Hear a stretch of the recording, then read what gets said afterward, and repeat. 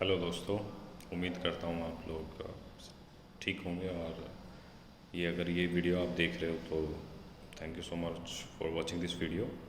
तो सबसे पहले जैसे कि मैंने एक वीडियो भी पोस्ट करी थी जिसमें मैंने कहा कि इंट्रोडक्शन टू सेल्फ अवेयरनेस। तो ये सेल्फ अवेयरनेस के ऊपर एक वीडियो है जो कि हम लोग काम करते हैं और एक्चुअली एप्लीकेबल होती है सब पे, but as an IT person तो मैं आईटी पर्सन के बिहाफ पे ये एक थोड़ा सा वीडियो मैं आपको बताऊंगा कि सेल्फ अवेयरनेस क्यों ज़रूरी है, क्योंकि ये आपको बहुत ज़्यादा हेल्प करती है to help you to assessment yourself कि आप कहाँ पे स्टैंड करते हैं और किस तरीके से आप काम करते हैं। तो जैसे सेल्फ अवेयरनेस को अगर हम देखते हैं तो ये सिर्फ टू पार्ट है, मतलब मीन्स टू वर्ड है, सेल्फ एंड अवेयरनेस। तो सबसे पहले अवेयरनेस का उठाते हैं तो अवेयरनेस का एक बड़ा ही ब्यूटीफुल सा मीनिंग होता है कि आपको किसी की चीज़ के बारे में पता होना, पता करना या उस चीज़ को समझना, मतलब अपने बारे में समझना या किसी सोशल मतलब सामाजिक रूप से किसी को समझना या कोई और किसी थर्ड पर्सन को समझना या फिर किसी प्रोसेस को समझना। तो ये सब चीज़ें होती हैं एक अवेयरनेस के अकॉर्डिंग। तो सेल्फ अवेयरनेस की जब बात होती है तो ये सबसे पहला पॉइंट होता है कि सेल्फ इवैल्यूएशन। तो आप अपने बारे में कितना इवैल्यूएट करते हैं। इवैल्यूएट मीन्स आप अपने बारे में कितना जानते हैं, आप अपनी कितने अपनी लाइक आपकी जो स्किल्स हैं, जो आपकी स्ट्रेंथ हैं, आपके अंदर क्या अच्छाई है, आप उसको पता करते हैं। आपके अंदर क्या चीज़ की कमी है या कौन सी चीज़ आपकी बुरी है या किस चीज़ को आपको इम्प्रूव करना चाहिए और किस चीज़ को आपको डिक्रीज करना चाहिए। तो ये सारी चीज़ें जो हैं आपको आपकी सेल्फ अवेयरनेस के बारे में हेल्प करती हैं समझने में और उस पर काम करने पे। क्योंकि सेल्फ अवेयरनेस एक ऐसी सिचुएशन है या एक आप कह सकते हो कि एक प्रोसेस है जिसके अंदर आप खुद को इवैल्यूएट करते हैं कि मैं कैसा कर रहा हूँ या मैं कैसे कर रही हूँ और किस तरीके से मैं काम करता हूँ या करती हूँ और क्या मुझे इम्प्रूवमेंट करना चाहिए, क्या नहीं मुझे नहीं करना चाहिए। ठीक है।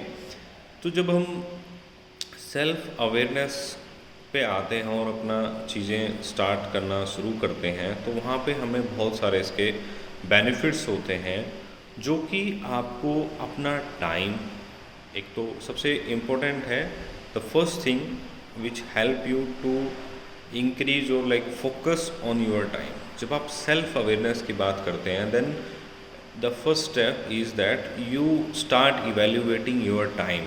आप अपने टाइम को देखना स्टार्ट कर देते हैं कि भाई where I am wasting my time, where I am investing my time, investing and wasting. Waste आप जैसे रील्स वगैरह देख लो इंस्टाग्राम के ऊपर तो आप वेस्ट कर रहे हैं।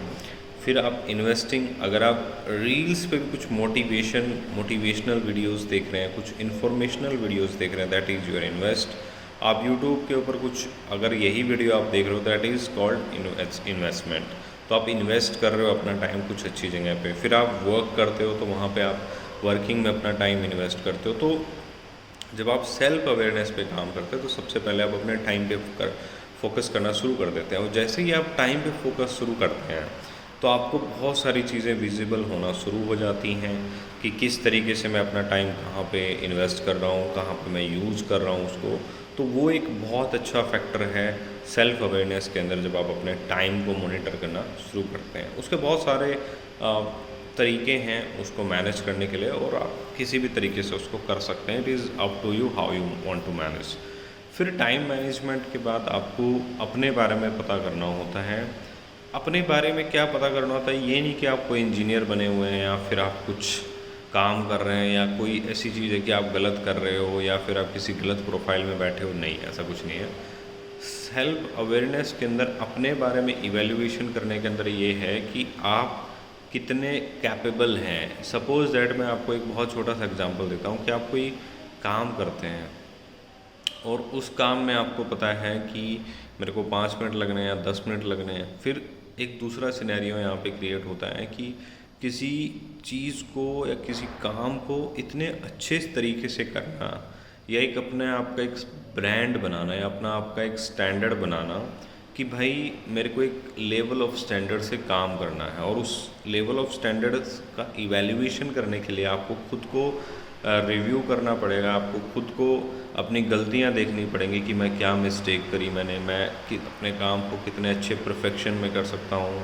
प्रोसेस आपको सीखनी चाहिए कि क्या प्रोसेस मुझे फॉलो करनी चाहिए। तो आपको ना एक अपना एक ब्रांड वैल्यू बनाना चाहिए, जो कि आपको ना बहुत हेल्प करेगा फ्यूचर में। आपको उस ब्रांड वैल्यू पे काम करना चाहिए कि आपके एक स्टैंडर्ड होना चाहिए कि आप कैसे काम करते हैं। तो जब आप खुद को इवैल्यूएट करते हैं तो आपको ये सारी चीज़ें मिलती हैं कि नहीं, ये मुझे सही तरीके से करना चाहिए। अब जैसे इसमें दो दो बातें होती हैं कि कई बार होता है कि जब हम कुछ ट्रबल शूट कर रहे होते हैं तो आप कुछ छोटा मोटा तुक्का टाइप लग जाता है या कुछ ऐसा हो जाता है कि आपका इशू रिजोल्व हो जाता है। तो बहुत सारे लोग क्या करेंगे, उसको ऐसे ही छोड़ देंगे कि हाँ ठीक है चलने दो, इसको ऐसे ही चलना है। वो एक मतलब वेरी टेम्परेरी सॉल्यूशन होता है, फिर वो जैसे ही फेल हो जाता है फिर उसमें स्टक हो जाते हैं। तो वो जो टेम्परेरी सॉल्यूशन है ना, उसको अवॉइड करने के लिए आपको उसको प्रॉपर डीप डिग करना चाहिए। शुरू में थोड़ा सा प्रॉब्लम करता है, लेकिन बाद में ये अपने आप इम्प्रूव हो जाता है।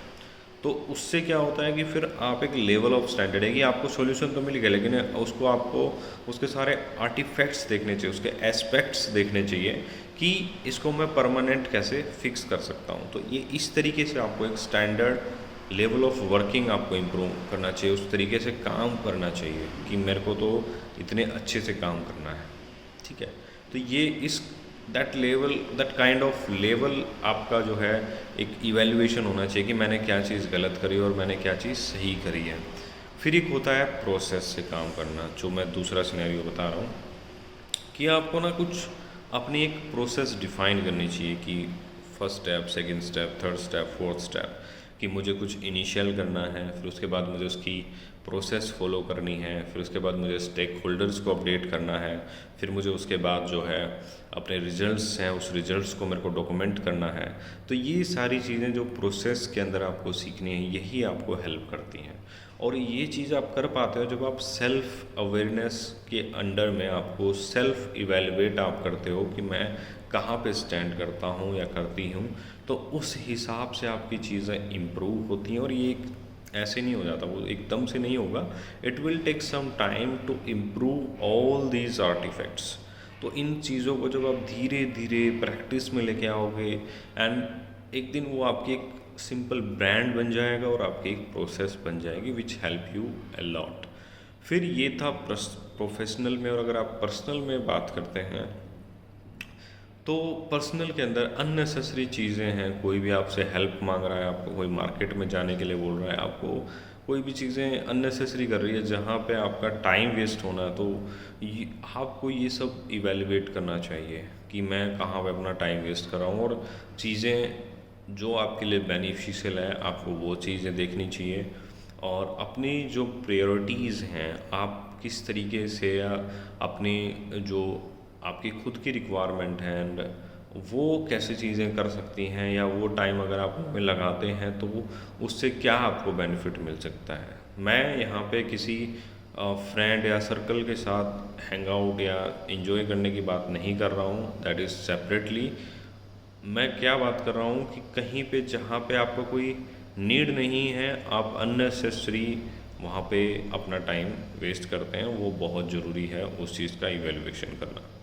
तो सेल्फ अवेयर के अंदर ये एक छोटा सा इंट्रोडक्शन वीडियो था कि किस तरीके से आपकी हेल्प करता है। तो डिटेल में और पार्ट वाइज पार्ट कि कहाँ आप मेजरली फोकस कर सकते हैं, मैं वीडियो नेक्स्ट जल्दी ही शेयर करूँगा।